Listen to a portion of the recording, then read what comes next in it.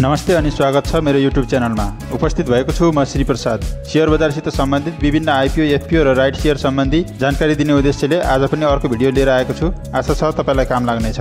आज म हाल नेपालमा सञ्चालित बीमा कम्पनीहरूले धमाधम हक पर शेयर जारी गर्दैछन् ती बीमा कम्पनीहरूको बारेमा जानकारी गराउनेछु। साथै कुन कम्पनीले कति हक पर निष्कासन गर्दैछ भन्ने जानकारी दिनेछु। नेपाल बीमा प्राधिकरणले बीमा कम्पनीहरूलाई चुक्ता पुँजी वृद्धिको लागि पुनः ताकेता गरेसँगै बीमा कम्पनीहरू पुँजी वृद्धिको दौडधुपमा लागिपरेका छन्। पुँजी नपुगेका अधिकांश बीमा कम्पनीहरूले हक परतको बाटो रोजेका छन्। बीमा प्राधिकरणले चालु आर्थिक वर्षको अन्त्यसम्म चुक्ता पुँजी पुर्याउन निर्देशन दिएपछि बीमा कम्पनीहरू पुँजी वृद्धि गर्न लागिपरेका हुन्। यसअघि पहिलो पटक प्राधिकरणले गत आर्थिक वर्षको अन्त्यसम्म जीवन बीमा कम्पनीहरूलाई 5 अर्ब र निर्जीवन बीमा कम्पनीहरूलाई 2.5 अर्ब चुक्ता पुँजी पुर्याउन निर्देशन दिएको थियो। तर तोकिएको समयमा केही बीमा कम्पनीहरूले मात्रै न्यूनतम चुक्ता पुँजी पुर्याएका थिए। प्राधिकरणले पुँजी बढाउन दबाब दिए पनि अधिकांश कम्पनीहरूले मर्जरको बाटो रोजेका थिए। मर्जर पछि पनि पुँजी नपुग्ने कम्पनी वा अन्य माध्यमबाट पुँजी बढाउन प्रयास गरेका कम्पनीहरूलाई प्राधिकरणले हक पर निष्कासन गर्न दिने सहुलियत दिएको थियो। प्राधिकरणले जसरी पनि चुक्ता पुँजी पुर्याउन भनेर गत वैशाख 4 गते पुँजी नपुगेको बीमा कम्पनीहरूलाई पत्र पठाएको थियो। सोही बमोजिम न्यूनतम चुक्ता पुँजी कायम गर्न नसकेका जीवन बीमा कम्पनी तथा निर्जीवन बीमा कम्पनीहरू हक परत मार्फत पुँजी बढाउने तर्खरमा छन्। हालसम्म 10 वटा बीमा कम्पनीहरूले हक परत शेयर निष्कासनको प्रक्रिया अघि बढाएका छन्। मर्जर, बोनस र साधारण शेयर निष्कासन गरेर पनि चुक्ता पुँजी नपुगेका बीमा कम्पनीहरू हक पर शेयर जारी गरी चुक्ता पुँजी पुर्याउने दौडधुपमा लागेका छन्। जसमा 4 वटा जीवन बीमा कम्पनीहरू रहेका छन् भने 5 वटा निर्जीवन बीमा कम्पनीहरू रहेका छन् र एक पुनर्बीमा कम्पनीले पनि चुक्ता पुँजी वृद्धिकै लागि हक परतको बाटो रोजेको छ।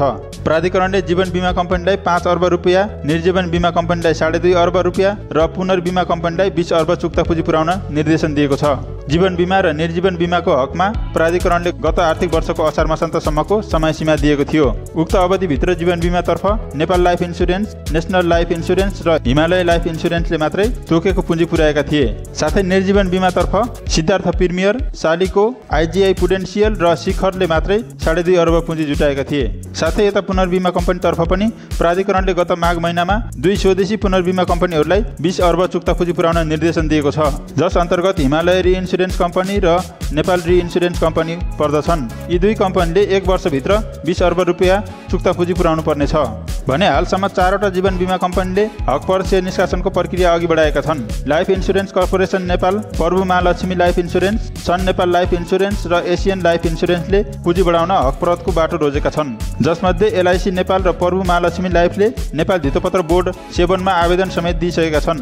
एलआइसी नेपालले कायम चुक्ता पुँजीको 88% अर्थात् 1 बराबर 0.88 अनुपातमा 2 अर्ब 34 करोड 68 लाख रुपियाँ बराबरको 2 करोड 34 लाख 68 हजार किता शेयर जारी गर्न बोर्डसँग अनुमति मागेको छ। उक्त हक परत निष्कासनपछि कम्पनीको चुक्ता पुँजी 5 अर्ब रुपियाँ पुग्नेछ। यस कम्पनीको राइट शेयर प्रति किता 100 रुपियाँमा भर्न पाइनेछ भने यस कम्पनीको यदि तपाईसित 100 किता शेयर छ भने थप 88 किता शेयरको लागि हक परत आवेदन दिन सक्नुहुनेछ। यस्तै प्रभु महालक्ष्मी लाइफ इन्स्योरेन्सले पनि चुक्ता पुँजी वृद्धि गर्नको लागि हक पर निष्कासनको प्रक्रिया अघि बढाएको छ।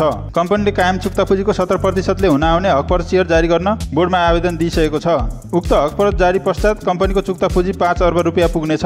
कम्पनीको हालको चुक्ता पुँजी 4 अर्ब 29 करोड 60 लाख रुपियाँ रहेको छ।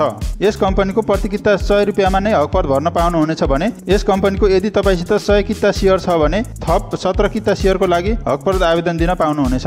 यस्तै एसियन लाइफ इन्स्योरेन्सले पनि पुँजी बढाउन हक परत निष्कासन प्रक्रिया अघि सारिसकेको छ। कम्पनीले कायम चुक्ता पुँजीको 42% अर्थात् 1 बराबर 0.42 को अनुपातमा हक पर शेयर जारी गर्ने प्रस्ताव साधारण सभाबाट पारित गरिसकेको छ। हक परत पछि कम्पनीको चुक्ता पुँजी 4 अर्ब 82 करोड रुपियाँ पुग्नेछ। यस कम्पनीको हक परत पनि प्रति किता 100 रुपियाँमा नै भर्न पाउनुहुनेछ भने यस कम्पनीको यदि तपाईसित 100 किता शेयर छ भने थप 42 किता शेयरको लागि हक परत आवेदन दिन सक्नुहुनेछ। यदि 10 किता छ भने थप 4 किताको लागि हक परत आवेदन दिन सक्नुहुनेछ। यस्तै प्रिमियम मूल्यमा आइपिओ जारी गरेको सन नेपाल लाइफ इन्स्योरेन्सले पनि प्राधिकरणले तोकेको न्यूनतम चुक्ता पुँजी पुर्याउनको लागि हक परतको बाटो रोजेको छ। कम्पनीले गत आर्थिक वर्षको मुनाफाबाट शेयर धनीलाई 23.8% बोनस शेयर प्रस्ताव गरेको छ। बोनसपछि कायम हुने चुक्ता पुँजी 3 अर्ब 96 करोड 16 लाख रुपियाँको 27% अर्थात् 1 बराबर 0.27 को अनुपातमा हक परत शेयर निष्कासन गर्ने तयारी गरेको छ। उक्त हक परत निष्कासनपछि कम्पनीको चुक्ता पुँजी 5 अर्ब रुपियाँ पुग्नेछ। यस कम्पनीको हक परत पनि प्रति किता 100 रुपियाँमा नै भर्न पाउनुहुनेछ भने यस कम्पनीको यदि तपाईसित 100 किता शेयर छ भने थप 27 किता शेयरको लागि हकपरत आवेदन दिन सक्नुहुनेछ।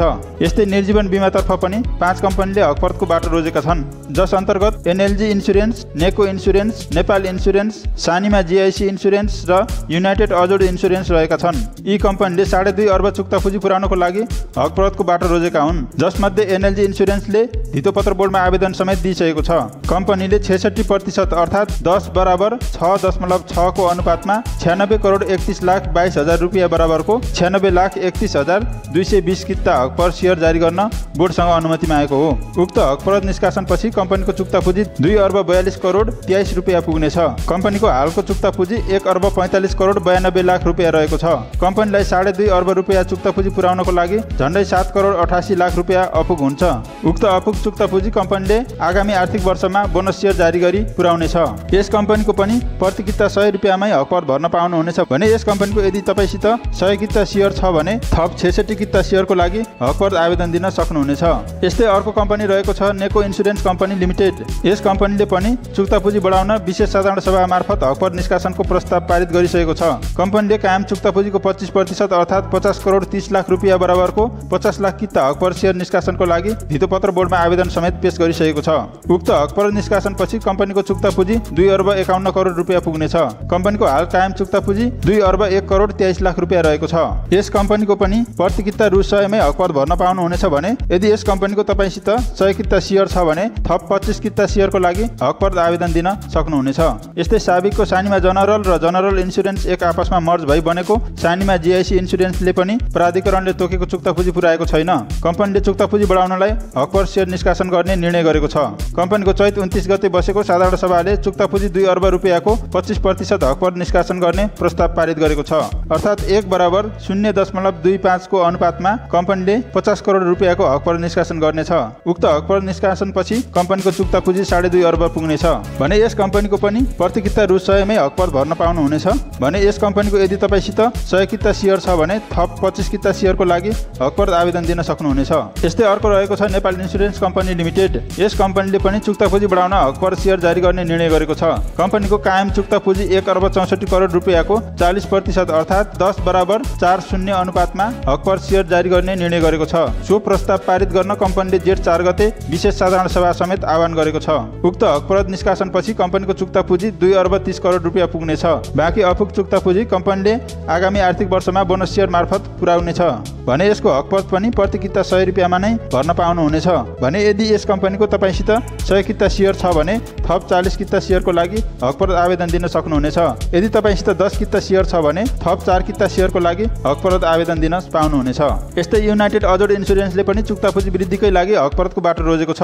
बीमा प्राधिकरणको निर्देशन बमोजिम चालु आर्थिक वर्षको अन्त्यसम्म न्यूनतम चुक्ता पुँजी पूरा गर्न आवश्यक सबै प्रक्रियाहरू सम्पन्न गर्नुपर्ने अवस्थालाई मध्यनजर गर्दै कम्पनीले हकपर जारी गर्न प्राधिकरणसँग अनुमति मागेको छ। कम्पनीले 100 बराबर 15 को अनुपातमा हकपर शेयर निष्कासन अनुमति मागेको हो अर्थात् 15% हकपर शेयर जारी गर्न लागेको हो। उक्त हकपरतपछि कम्पनीको चुक्ता पुँजी 2 अर्ब 41 करोड 50 लाख रुपियाँ पुग्नेछ। बाँकी रहेको अपुग चुक्ता पुँजी कम्पनीले आगामी आर्थिक वर्षको बोनस शेयर मार्फत पूरा गर्ने योजना रहेको छ। कम्पनीलाई न्यूनतम चुक्ता पुँजी पुर्याउन अझै 8 करोड 50 लाख रुपियाँ आवश्यक पर्नेछ। उक्त रकम बराबरको कम्पनीले आगामी आर्थिक वर्षमा बोनस शेयर जारी गर्ने सम्भावना रहेको छ। यता पुनर्बीमा कम्पनीतर्फ हाल नेपालमा 2वटा कम्पनी सञ्चालनमा रहेका छन्, नेपाल रि इन्स्योरेन्स कम्पनी र हिमालय रि इन्स्योरेन्स कम्पनी लिमिटेड। यी 2वटा रि इन्स्योरेन्स कम्पनीलाई पनि बीमा प्राधिकरणले 20 अर्ब चुक्ता पुँजी पुर्याउन निर्देशन दिएको छ।